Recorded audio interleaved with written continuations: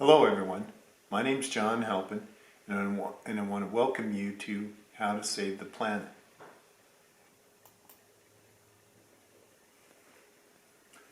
So why is our planet in peril? Well, natural closed cycles have evolved over hundreds of millions of years were key to creating balance of the Earth's ecosystem prior to the Industrial Revolution. Since then, we have introduced numerous open processes, for instance, the burning of fossil fuels, the dumping of plastic into our oceans, the destruction of millions of acres of rainforest, and the list goes on and on. Those open processes have disrupted countless closed natural cycles to the point of near collapse of the planet's entire ecosystem. Climate change is just the tip of the iceberg. And once you realize this, then you understand the gravity and the urgency of our situation. And I can't stress this enough. It's not just about climate change. It's about everything that we have done to the planet since the beginning of the Industrial Revolution. And it's important that we understand that so that we understand the urgency for which we now need to act. So believe it or not, there is a single culprit in all of this, and that is money. And the problem with money is it has no connection or value to what really matters, which is all life on the planet. And consumerism, fueled by the pursuit of money, has evolved into a parasitic drain of our planet's resources. So for those reasons, we should abandon money in order to save the planet. But there are other reasons to abandon money as well. Money divides us, socially, geographically, ethnically, and quite often violently. You think about any social problem facing the world today, and if you remove money from the equation, you can find solutions to most, if not all, of those problems.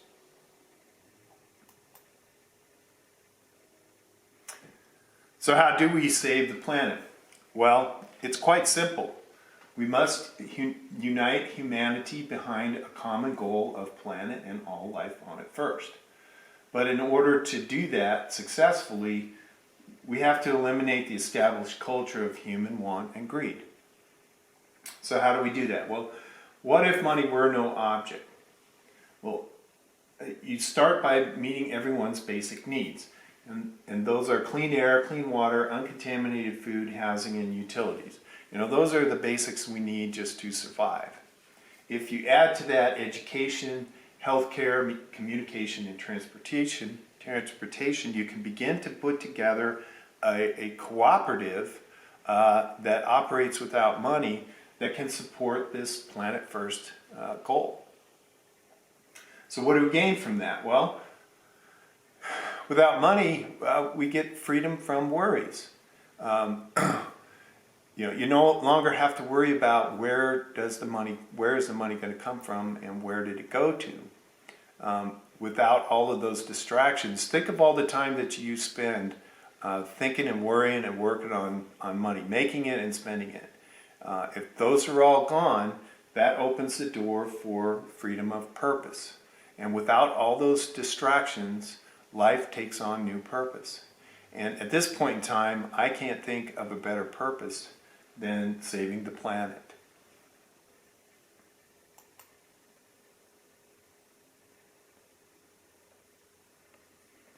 So how does a world without money work? Well, imagine a world where human and natural resources are valued.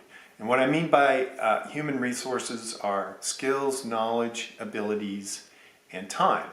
And then time would become the new currency, which could be tracked as hours work towards the common goal. Minimum hours worked would ensure that you had your basic needs met. Additional hours could be used for incentives such as vacations. The other important thing that we need to do here is everyone's time is valued equally.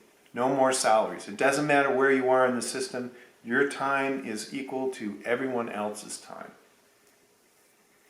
Human and natural resources should only be used in support of the planet. In other words, if it doesn't benefit the planet or is less than neutral to the health of the planet, then we shouldn't be doing it. There will be exceptions, but we should eliminate those as quickly as possible. This whole system is designed to reestablish a symbiotic relationship between us and the planet. So, how do we transition? Well, if you provide basic needs to the poorest areas of the country, along with job training and sustainable materials to use for improving their homes and their communities, you can begin to build this cooperative Planet First community.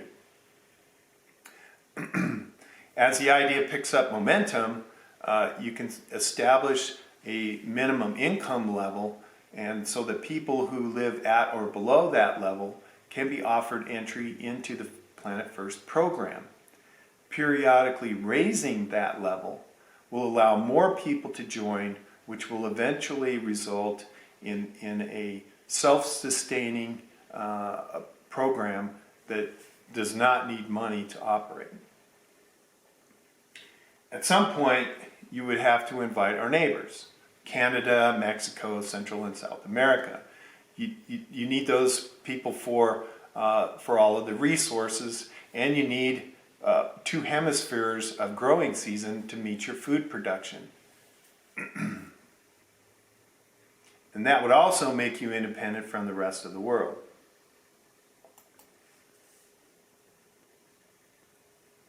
So how is all of this managed? Well, the hierarchy of the management system would be divided into planet divisions: ocean, land, atmosphere, transportation, education, health, and food production.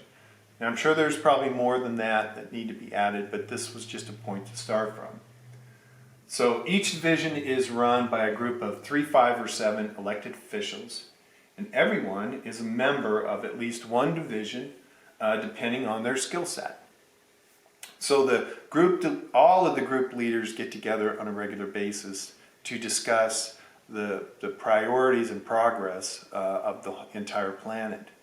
And once they've established those priorities, then they go back to their divisions and they work with the members in their division to allocate the resources to meet those goals.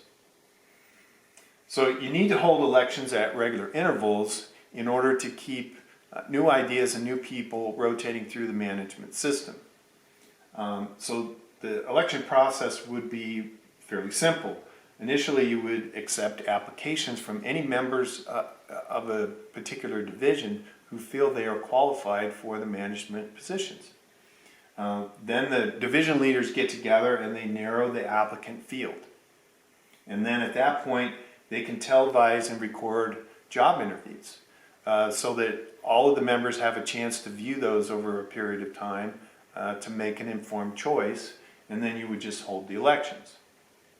So unlike corporate America, this is a bottom-up democratic system, allowing everyone a say in who is making the decisions that affect their lives.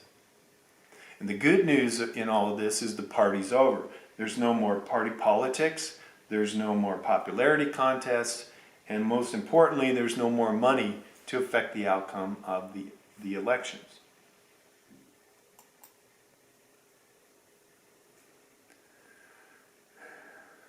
So some final thoughts. So what's been presented here, we believe, is the best solution to an imminent global crisis. And I know it's oversimplified, but our intent is to start a conversation that may ultimately lead to a final solution. The question still remains, are we already too late? Unfortunately, only time will tell.